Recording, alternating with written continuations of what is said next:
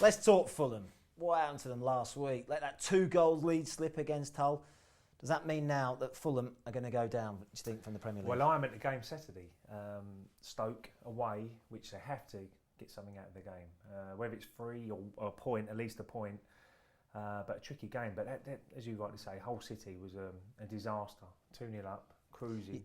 You saw the look on the players, didn't you, at the end of the game? They're just so deflated. They thought that was their chance. It was, yeah. And I think they targeted games towards the end of the season and said, if we can get points there. Norwich was definitely one of them, which they got the 3 points. And it gave them a real chance. And Hull City, looking back at the game, they was cruising, absolutely cruising for them to 3 points at Craven Cottage. They let it slip, and they'd be looking back at that and saying that cost us probably if they do go down. Yeah, absolutely. I mean, it was too negative to start with, I thought, Maguette, and then when they thought, right, let's actually go for this, he, a couple of attacking players came on like De Jager. Why did he not start De Jager? It was quite funny for me.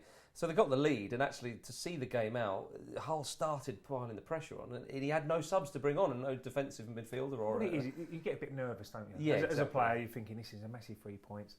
The defence drop off a little bit deeper, invites the other team onto them. Hull City have got nothing to lose. Let's go and have a go and try and get that goal. And that really puts the nerves in. Once they got that first goal, you could just sense around the ground as well, thinking, we need to hold on there. Yeah, and the players, sensed it as well. And Hull City had nothing to play for. They're going to go and try and get the point they need. What do you make of the managerial stuff that's gone on at Fulham this year as well? They've had 3 managers, haven't they? Martin Jol, then Rennie Meulenstein, now Felix Magath.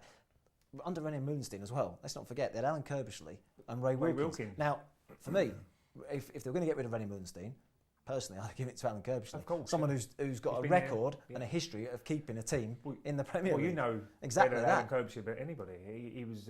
We always looked at Charlton as a top 10 side. That's how good Alan Kirbishley was. Yeah.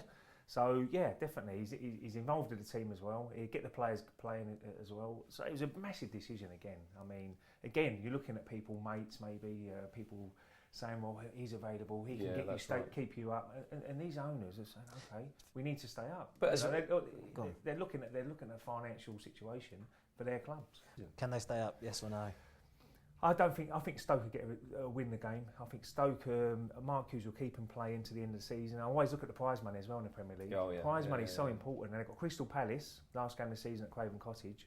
And I know Tony Pulis will say, look, if we can get up a couple of places, it could be worth 1.5 million to the club for next season, budget. So, I'm sure that they will put a top side out and keep them going. So I can't see Fulham staying up, no.